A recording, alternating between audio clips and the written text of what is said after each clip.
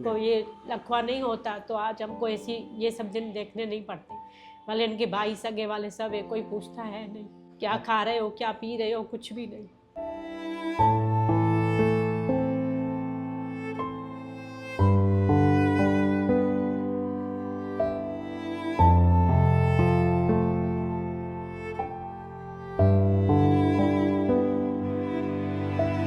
भाई मेहनत करके खाओ, कुछ करो, लेकिन करना तो चाहते हैं ना। लेकिन मेरी आंखों का नंबर भी अभी इतना बढ़ गया है, इनको भी लखवा है, बच्चा भी मेरा छोटा है, तो करें भी क्या हमें।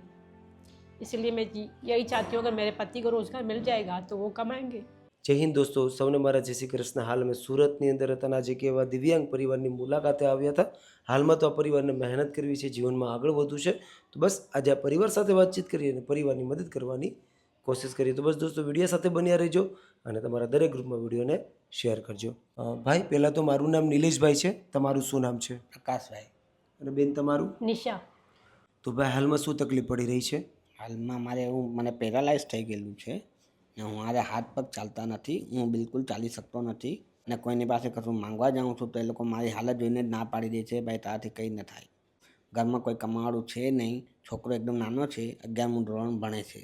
घर में रोजगार सब बंद है, ये घर बैठे 4 साल से तो बहुत दिक्कत आ रही है। बच्चा भी बहुत छोटा है मेरा, तो मैं ये चाहती हूँ अगर ये कुछ काम करे तो वो अच्छा ना। वैसे भी डॉक्टर के पैसे है नहीं फिजियोथेरापी करवाने के भी, तो बाहर जाएंगे तो थोड़ा ऐसे इनको भी अच्छा लगेगा और 2 पैसे भी आएंगे ऐसा।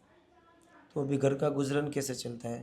यहाँ वहाँ से चल रहा है थोड़ा थोड़ा, बिल्कुल भी मतलब अभी घर चलाने का बहुत प्रॉब्लम आ रहा है। और मैं बीच में काम भी कर रही थी सिलाई का, लेकिन अभी आंखों का नंबर बहुत बड़ा हो गया है, 12 नंबर हो गया है।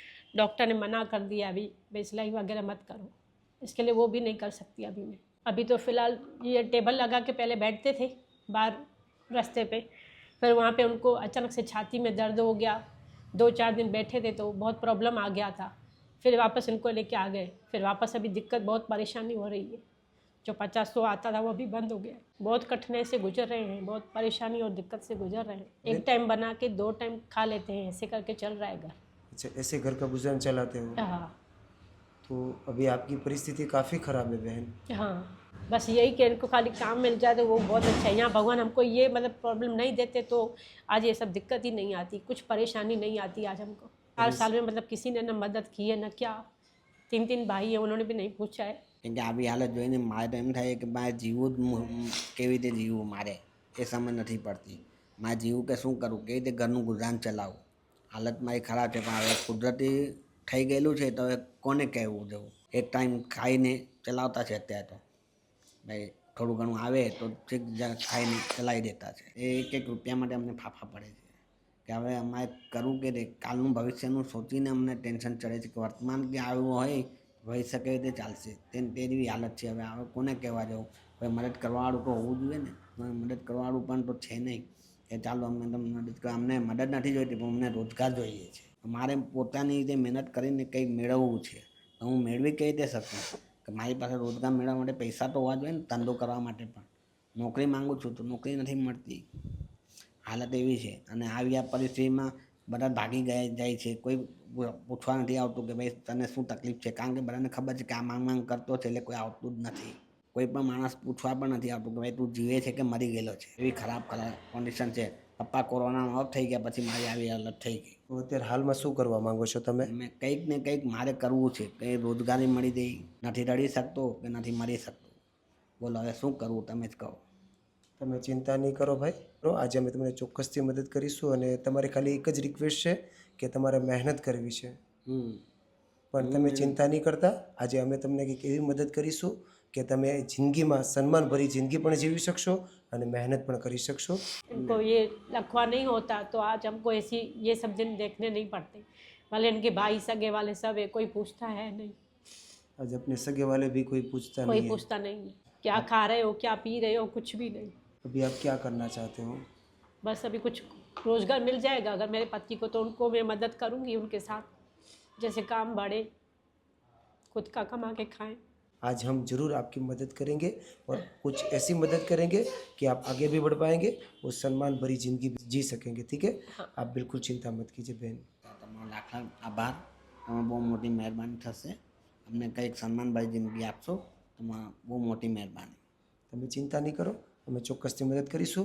બસ અમને થોડો સમય આપો, હમણાં થોડા સમયમાં જ તમારા માટે એક રોજગારની વ્યવસ્થા કરી દઈએ. ઠીક છે? તમે ચિંતા નહીં કરતા.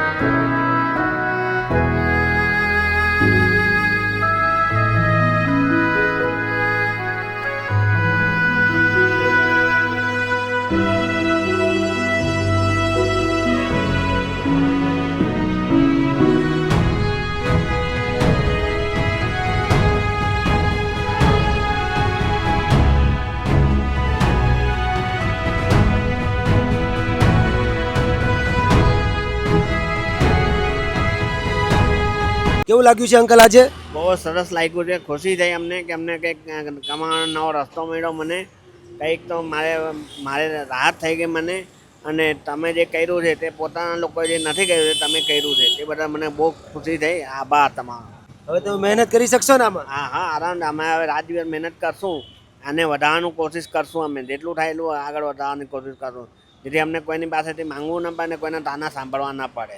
બિલકુલ સાચી વાત છે. હવે તમે પણ બધાની સાથે મળીને મહેનત પણ કરી શકશો અને સન્માન ભરી જિંદગી પણ જીવી શકશો. કેવું લાગ્યું છે બેન આજે? बहुत अच्छा लग रहा है, बहुत अच्छा लग रहा है. मेरे हस्बैंड को कमाने का एक मौका, एक चांस दे दिया आपने. जो दुनिया वालों ने नहीं किया, आपनों ने नहीं किया, वो सब आपने किया है. वो आपका बहुत बहुत थैंक यू, बहुत बहुत धन्यवाद है आपका. Thank दुनिया you. जो इतने सारे ताने वगैरह मार रहे थे, अब किसी का सुनना नहीं पड़ेगा. मुझे भी, मेरा बच्चे को भी मतलब थोड़ी शांति होगी. हम तीनों मिलकर इतनी मेहनत करेंगे. बस आपका बहुत बहुत थैंक यू, बहुत बहुत धन्यवाद. થેન્ક યુ સો મચ બેન. બસ આગળ વધો અને મહેનત કરો. અને બેન આજે આપણને આ સંપૂર્ણ રોજગાર માટે જેણે સપોર્ટ કર્યો છે, આજે એના ખાસ દિવસ નિમિત્તે તમને આ સંપૂર્ણ કાર્ય માટે સપોર્ટ કરવામાં આવ્યો છે. અને આજે નિધિબેન દેસાઈના જન્મદિવસ નિમિત્તે તમને આ સંપૂર્ણ રોજગાર માટે સપોર્ટ કરવામાં આવ્યો છે. તો તમે આજે નિધિબેન દેસાઈને કંઈ કહેવા માંગતા હોય निधि તો બેન? बहन को हैप्पी बर्थडे टू यू. उनको जन्मदिन की बहुत बहुत बधाई हो. और उन्होंने जो किया है बहुत अच्छा किया है. ऐसे मतलब हम जैसे लोगों को मतलब जीने की एक राह दी है. बस यही दुआ है हमारी, वो हमेशा खुश रहें और उनकी इसी तरह मतलब भगवान उनको जो वो चाहे मतलब उनको मिले. और हम जैसे लोगों के लिए वो और मतलब कुछ ज़्यादा करें. Thank you so much, thank you so बहुत बहुत મચ. Thank you. તો અંકલ આજે આપણને આ રોજગાર માટે જેણે સપોર્ટ કર્યો છે એમનું નામ છે નિધિબેન દેસાઈ. આજે એમના પૂરા પરિવાર તરફથી એના ખાસ જન્મદિવસ નિમિત્તે તમને સપોર્ટ કરવામાં આવ્યો છે. તો તમે આજે નિધિબેન દેસાઈને કંઈ કહેવા માંગતા હોય તો? નિધિબેન દેસાઈને પહેલાં તો હેપી બર્થડે ટુ યુ. એમની જન્મદિવસની મોટી મોટી વધાઈ. અને એમના આખા પરિવારને અમને સપોર્ટ કરવા બદલ ઘણો મોટો આભાર. અને હંમેશા એમનો પરિવાર આગળ વધતું રહે અને અમારા જેવા લોકોને મદદ કરતા રહે, જેથી કરીને અમે આગળ વધતા જઈએ. અને એમને અમારા તરફથી ખૂબ ખૂબ અભિનંદન અને આશીર્વાદ. Thank you so much. તો thank you so much નિધિબેન Desai. આજે ખાસ તમારા જન્મદિવસ નિમિત્તે તમારા પરિવારે એક એવા દિવ્યાંગ વ્યક્તિને સપોર્ટર બનવાની કોશિશ કરી છે કે આ દિવ્યાંગ વ્યક્તિ પોતાની જિંદગીમાં આગળ પણ વધશે અને સન્માનભરી જિંદગી પણ જીવી શકશે. કારણ કે આ કાકાએ કીધું એ પ્રમાણે કે લોકો અમને તાના મારે છે કે તમે કંઈ કામ નથી કરતા. આજે અમારે કામ તો કરવું છે, પણ આજે અમારી પાસે કોઈ પ્રકારની વ્યવસ્થા નહોતી. એના કારણે અમે લાચાર અને બેબસ થઈ ગયા હતા. પણ આજે તમારા સપોર્ટથી, તમારા સહયોગથી આ દિવ્યાંગ વ્યક્તિ પોતાની જિંદગીમાં આગળ પણ વધી શકશે અને સન્માનભરી જિંદગી પણ જીવી શકશે. તો આજે અમારી પૂરી ટીમ તમારો દિલથી આભાર વ્યક્ત કરે છે. તમે જ્યાં પણ હો ત્યાં ભગવાન તમને અને તમારા પૂરા પરિવારને તન મન ધનથી તંદુરસ્ત રાખે.